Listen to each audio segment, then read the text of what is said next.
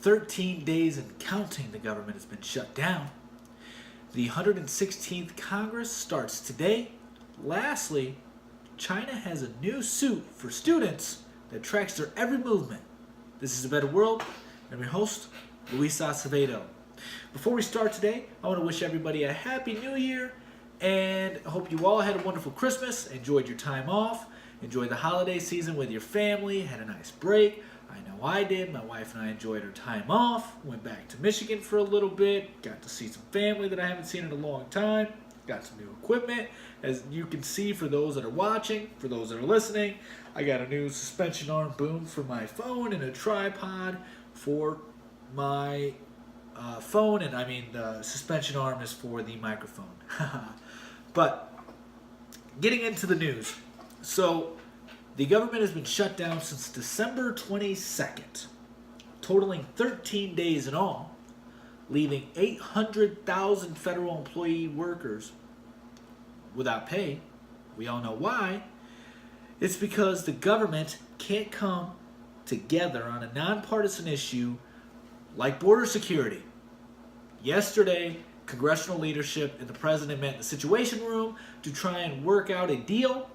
That proved to be fruitless, as as Secretary Nielsen tried giving a presentation to talk about what they'll do when reopening the government with border walls. She kept getting interrupted by Democrats during that meeting. It wasn't productive at all. Despite this, the Democrats have proposed a two-part plan that will reopen the government until February 8th. In this plan, they will give President Trump $1.3 billion for some sort of fence to compromise on the wall, $300 million for border security equipment such as technology, cameras, and the second part of the proposal, they would provide funding for certain federal agencies. The president has rejected this in its entirety. This will not stop the House from voting on that today, being that they now have a majority in the House, meaning they can pass it. However, Senator Mitch McConnell, the majority leader in the Senate, stated he will not bring a spending bill to the floor that doesn't have what the president wants on there. So we're seeing unison within the Republican Party. Really great to see. Although yesterday we heard Mitt Romney dog the president a little bit, and then everybody else is like, hey dude, get back in your place. You're a freshman senator. You lost your presidential candidacy. You can't tell somebody how to be president when you've never been a president. That's not how it works. So he fell back in line. We'll see. Although he did state today he wasn't sure who he was going to endorse in 2020. He said he's going to see what the alternatives are. That's a terrible thing to say. You should be 100% behind who's leading your party. That way the other party doesn't get in power. That's what politics is all about. But, that is what it is. I digress. So, we still have nothing when it comes to the border wall whatsoever. And continuously, we hear the Democrats say that President Trump is holding the government hostage, which isn't true. This isn't true whatsoever. They wouldn't say Obama was holding the government hostage when he shut down the government for Obamacare. They wouldn't say Clinton was holding the government hostage or Carter was holding the government hostage. Never once would they say that when those three presidents did the same thing President Trump did for different reasons, but still shut down the government because they didn't get what they wanted out of the spending. Now Reagan did this too, but I just wanted to point out the Democrats exclusively being that we are claiming our current president is holding the government hostage over something like border security. Why would we even say that? Why? It doesn't make any sense. What you're actually doing, the Democrats that is holding the government hostage by not wanting to fund border security. And your vague description of border security does nothing. Most of the people coming into the 116th Congress wants to do away with the border entirely. So it doesn't make very much sense to me when you say you're for border security but don't want a wall. That's part of the border security. That will improve border security, if nothing else. It has been proven time and time again. It will more than likely reduce illegal immigration upwards of 90%. We see that in Israel. We see that in certain parts of our southern border that do have a wall. San Diego, Yuma are two perfect examples that I have that first come to mind. Yet, we ignore all that because the hidden agenda is actually two things. First thing, increase the voter bloc for the Democratic Party. That's the very first thing. They've lost the white vote back in the 40s, and they're losing the black vote to President Trump. Therefore, they are reliant on the Hispanic vote, which is the largest immigration group that we have in America. And they need to win them. And they need to win every other immigrant that comes over here. That's their plan. Because they target the minorities, they target the marginalized groups that they claim are oppressed, because that's what the left does in politics. Not saying it's a bad thing. We need people to stick up for the little guy. Not saying Republicans don't do that. But in particular, that is the Democratic Party's job as a political party, which is help those who are at a disadvantage. We can make the argument that conservatives are for those who are disadvantaged. I know I am. That's why I have the beliefs I do, because the only way to make a better life is for you to work at it, not the government giving you a handout. You have to go out there, put some elbow grease into it, stay focused, get educated, and do your own thing. You can't have anybody else. You can't depend on anybody else to bring your dreams to fruition. That's not the way life. That's not how life works. The Democrats would have you believe that not to be true. That the state can help you achieve your goals and reach your dreams. That's not the case.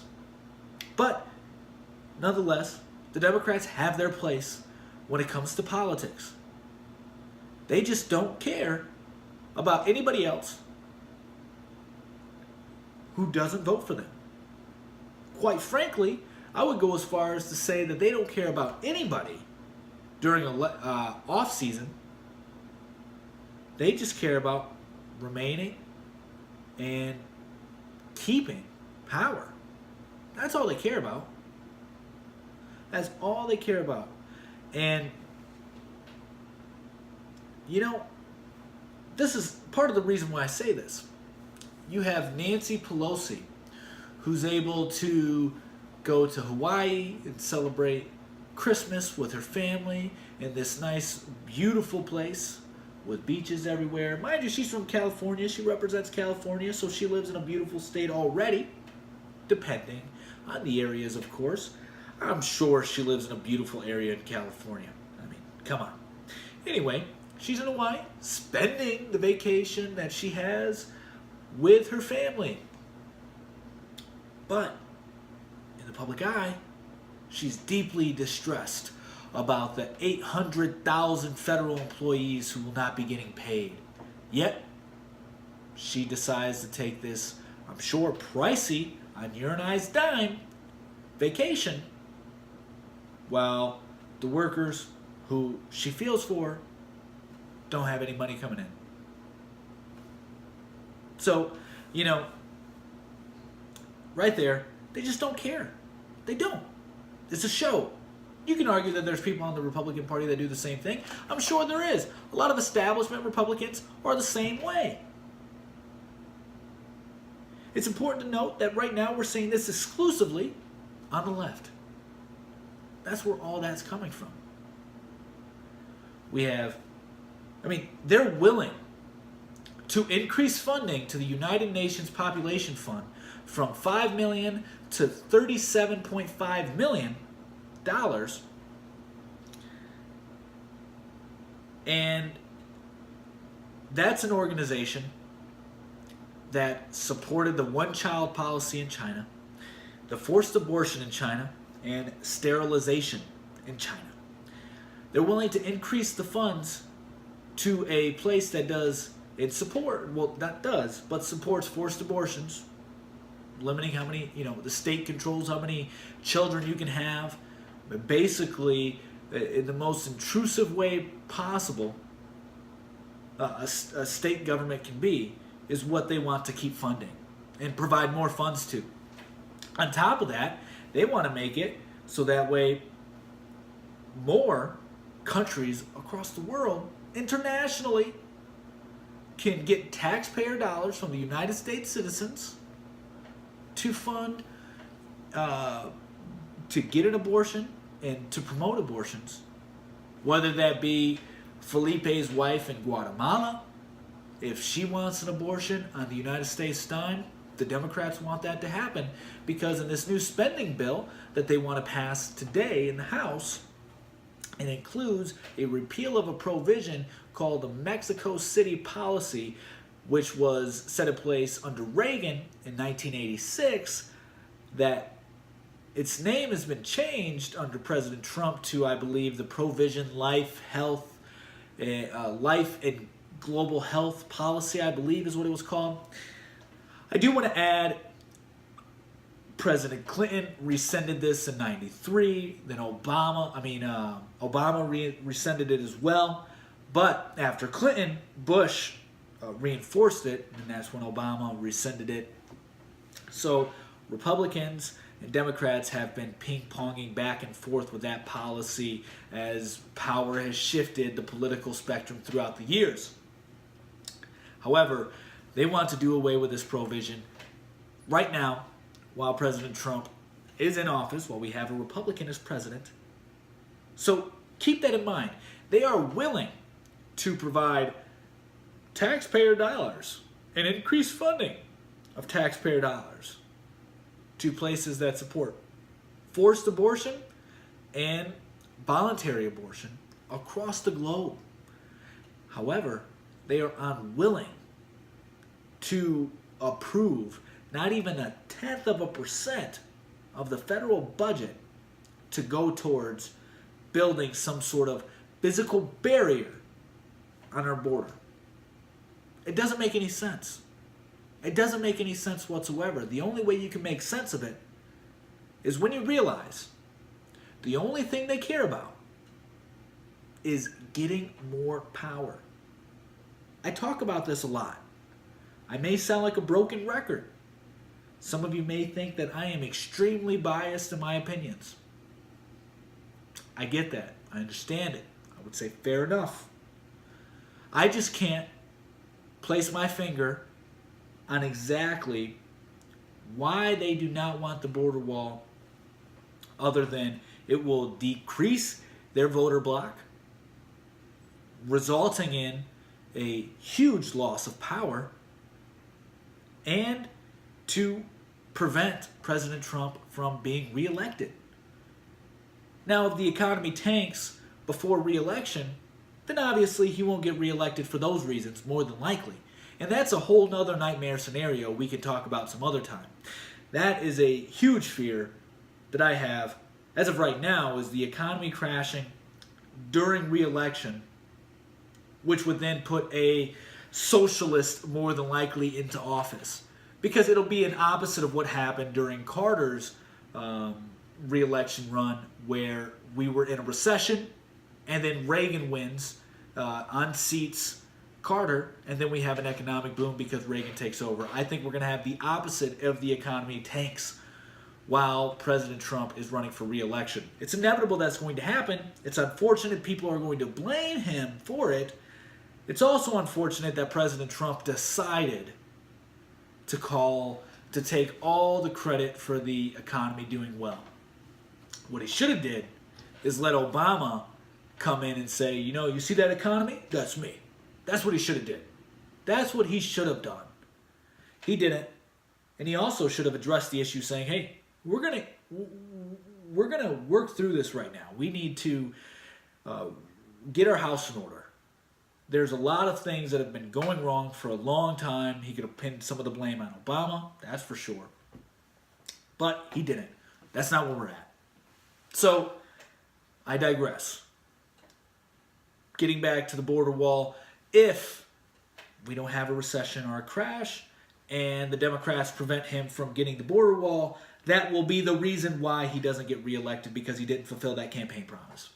And that's why they don't want him to get that in motion. That's why they're so hard-headed on it. And this is his last shot, especially now, with the 116th Congress. Because, as I stated earlier,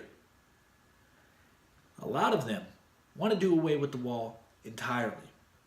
Now, that's what we're going to get to now, is going over some of the big names that are coming into Congress, just specifically on the left, because they, in my opinion, pose the greatest threat to America.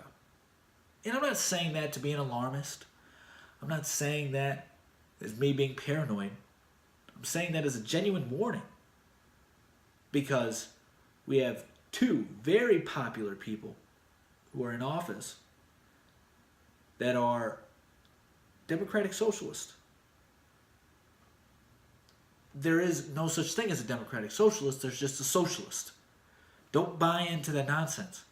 They say, oh, well, you get to vote on socialism. No. Their plan is to make everything run under the government, take away all private industry altogether, and make everything run by the government. Therefore, you pay for everything through your taxes. Meaning only one thing: taxes will inevitably skyrocket. So we'll go over three big names that are coming into Congress. The first one I want to talk about is one of two of the first female Muslims to serve in Congress. She's actually the representative of my home state, well, a district of my home state. Her name is Rashida Tlaib, I believe. And if I messed it up, forgive me. Now, one thing I do want to note is that she will be sworn in, not with a Bible, but with a Quran. This will not be the first person to do it. If you remember, Keith Ellison also was sworn in with a Quran. He used Thomas Jefferson's Quran. I will make the argument that just because Thomas Jefferson has a Quran doesn't mean he appreciated the Islamic belief or supported it. If I'm not mistaken, there was conflict there. And I'm not that too well read into Thomas Jefferson's past, but I do know at that time there was a lot of conflict between Christians and Muslims. And in the past, in general, there's been a lot of conflict between Christians and Muslims. That inherently leads me to believe the reason he had the book was to better understand the belief in and of itself, to maybe see where some of its wrongdoings were. I don't know. I don't necessarily agree with it that the two Muslims that have been entered into Congress thus far are going to be sworn in under the Quran. We have Jews that are in Congress, and to my knowledge, I don't know that they've ever sworn in under the Torah. If I'm wrong, please correct me. Please send me information on that. I love being proven wrong, especially when it comes to something controversial like this, because then I don't feel so bad, that I'm like, okay, I have a better understanding of what's going on. Anyway, I don't necessarily agree with it. I don't agree with it because regardless if you're religious or not, this country was founded on Christian Judea values. That's the bottom line. And my knowledge of the Quran it doesn't really support those values. For example, there's no free speech. And Muhammad was a warlord. Those are very, very concerning things to me, although I am very ignorant when it comes to the Islamic religion as a whole. So I could be wrong in my assessment here. You can also make the argument that Christians had the Crusades, Catholics, whatever. Of course they did. But Jesus wasn't a warlord. I understand that in the Old Testament you had a ruthless God.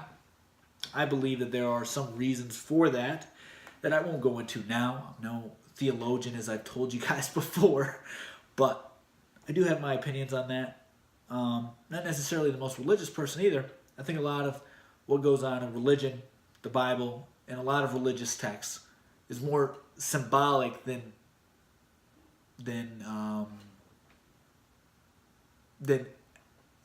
reality.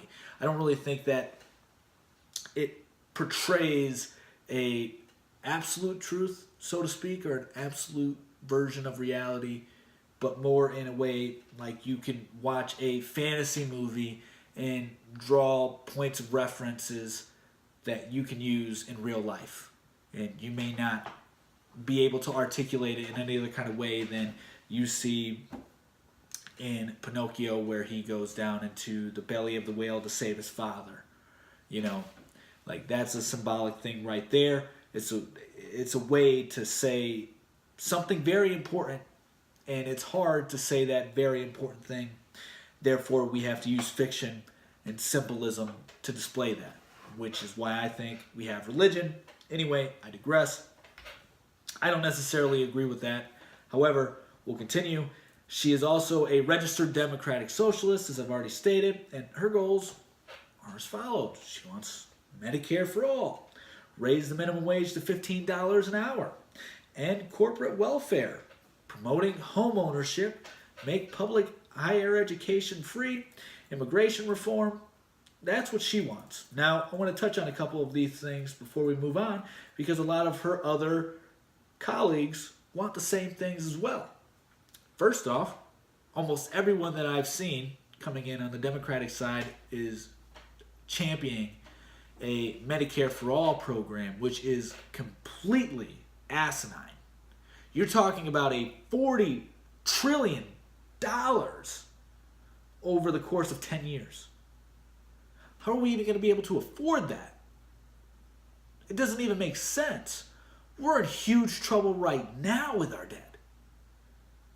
There's a lot of talk about this next recession that's coming. It's going to be a huge crash, even worse than 2008, to the point where the dollar may lose a lot of its value. Yet, we want to promote an idea of Medicare for all? $40 trillion?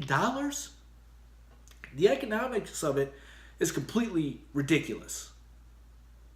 But let's put that away for a second. And let's look at it like this. Do you want somebody to tell you what you can and can't get at the doctor? I know I don't. That's the luxury you and I have with a privatized system in the medical industry. If it becomes funded by taxpayers, well, unfortunately, you need surgery. Oh, you're going to have to wait 5 months. That's what happens in Canada. That's what happens in a lot of socialized countries. You need a routine checkup. You're going to have to wait like 5 hours. Need immediate attention? 5 hours. Because it's government funded. Have you ever tried to work with the government before on anything? I'm sure you have. Driver's license, Social Security, things of that nature. Horrible to deal with. You know it. I know it. If you live in the Midwest or probably anywhere during the summertime, construction is a pain in the ass. Government. Midwest, you see the roads. Crappy. Government. This is the same government that we want to take care of our health care. It also makes no sense to me why so many young people complain, hoot and holler about having a huge government and about how bad the government does its job in certain regards. But turns around and says, I want a bigger government. And vote for people who want to increase the size of government and increase the power of government, i.e. socialism. If you look at any socialist program we have in our country right now, it is doing horrible and is part and parcel why our country is going down the drain. I've talked about this on numerous occasions. I'm bringing it back up again because now we have people that are running, that are not running, but are in one of the most powerful positions you can be in America, who are championing policies that will further bankrupt our country and screw over the future generations. Another example, the $15 minimum wage she wants to impose. How can you be for small businesses and want to raise the minimum wage to $15? Do you not understand minimum wage in and of itself was a destruction of a lot of entry jobs? Minimum wage shouldn't even be a thing. In my opinion, there have been no studies that I have read that have shown anything positive regarding minimum wage. Maybe there are short-term benefits, but that's how they are with all socialist programs. They're short-term benefits. But if you look at the longevity of the effects socialist programs entail, you'll realize they are completely disastrous. We have a neighbor that just tried socialism, Venezuela. Look at them. See how well they're doing. Not too hot. Inflation going up by hundreds of thousands of %. People are throwing money everywhere because it isn't worth anything. That's what happens. And the reason why we don't need a minimum wage is because then the government sets an artificial barrier for companies to set their wages at, when in reality, how it should be done is based on the company's productivity. That's how it should be done. That's how it isn't done, unfortunately. Not only that, but a minimum wage is not meant to be a livable wage. You pay minimum wage because you have minimal or no skills. If you have some sort of skill, you should be able to negotiate higher than minimum wage. It's simple as that. If you're 40 years old and still making minimum wage, you have an issue. That's not me being rude. That's me being completely and brutally honest. You cannot be 40 years old, 30 years old even, 25 years old even. I would go as far as to say 20 years old and getting paid minimum wage. I haven't been paid minimum wage since I was 16 years old. Ever since then, I've been making well over minimum wage. It's not that hard. If you don't have any skills, then learn how to negotiate. Learn how to present yourself in a very professional way. And then I guarantee that in and of itself will get you more than minimum wage. It's not that hard. I will say this. I agree with the ending of corporate welfare. 100% agree with that. I'm with her on that. I will support her agenda on that alone. Then she has immigration reform, basically saying, hey, let's get rid of our borders. We don't have to deport anybody else. That's basically what she's saying. And then wants to make public education free as far as colleges go, which is utterly stupid once again, because the only reason colleges are so expensive in the first place is because the federal government decided to start delving out loans from taxpayers to students to get degrees in art or music that don't have any real outlook as far as the job market goes. But hey, go ahead, spend $60,000 of federal taxpayer dollars, and you're good to go. Cool. You got a 4-year degree, now you're flipping burgers. Makes complete sense. You know, colleges have no incentive to lower rates when the government's giving them free money. I mean, taxpayer money. That's what they're doing. So why would you lower your rates? If you could take advantage of the system, that's exactly what they're doing. Come on. Get government out of it. Anytime government's in something, it makes it worse. How do we not realize this? I'll continue on the list because it gets worse as I go. The other Muslim woman who has been elected, I've talked about her before, is Ilham Omar, and she also wants Medicare for all. So basically, you know, these people just want to control more of your life. Free education and cancel all student loan debt. What are you going to do with all that money? So she just wants to say, everybody that borrowed from the federal taxpayer dollar, you don't have to pay that back. You don't have to pay those hardworking people your money back. Nope. Don't have to worry about it. Doesn't make any sense. Where's the money going to go? I don't know. She also wants to raise the minimum wage to $15 an hour, effectively killing all small businesses. She wants to abolish ICE. I've told you this before. She wants to eliminate our borders entirely. So that's two people who are for open borders, destroying small businesses, and controlling your life. Third one, everyone's favorite, Alexandria Ocasio-Cortez. And her goals are not much different. Medicare for all, so once again, more control over your life. Housing for everyone. I don't know how she's going to pay for that. Okay, she wants to abolish ICE, essentially open borders, free college and cancel all student loan debt, federal job guarantee at $15 an hour. What exactly are people going to do for the government for $15 an hour? How are you going to guarantee somebody a job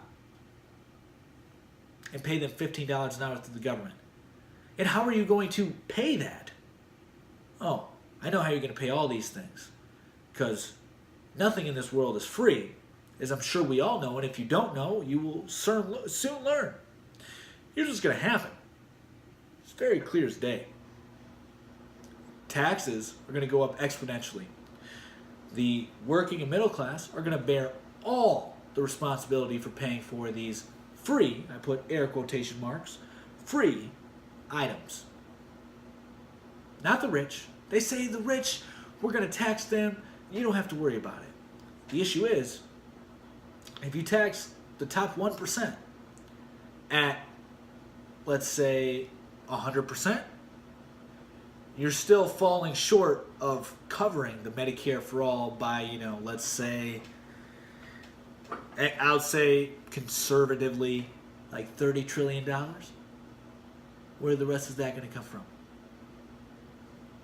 You and I. Regular everyday Americans are going to be paying for that.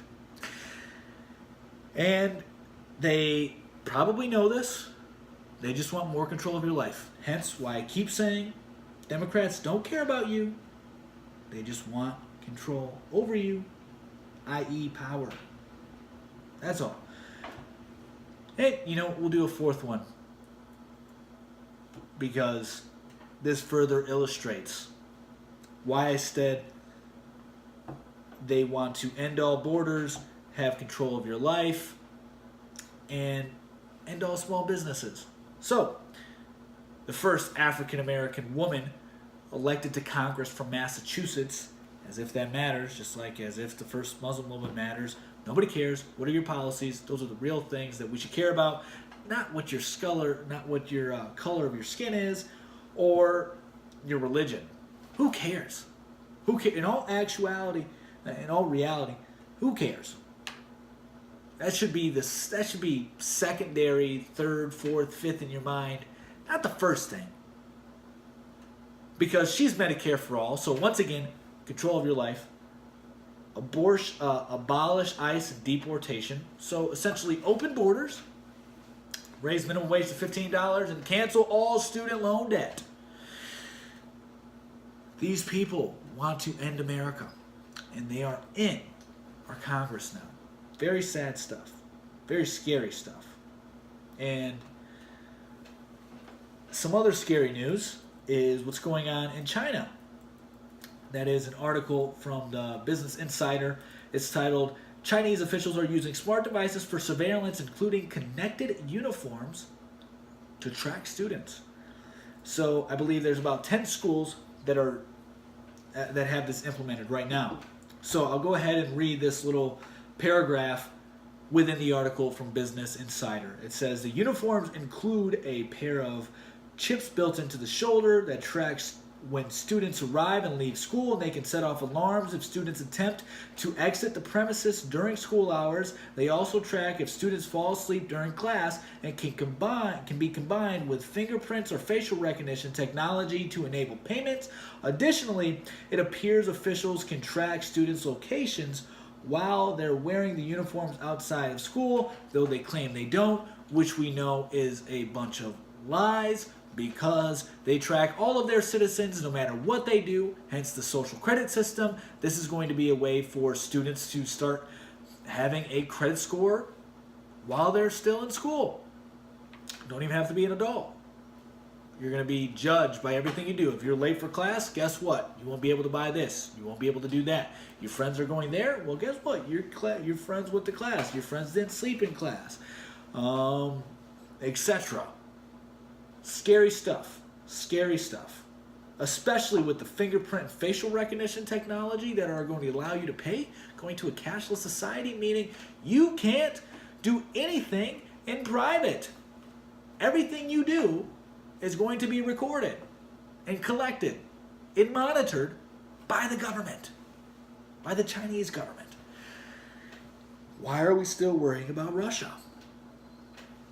I don't know. I do know, actually.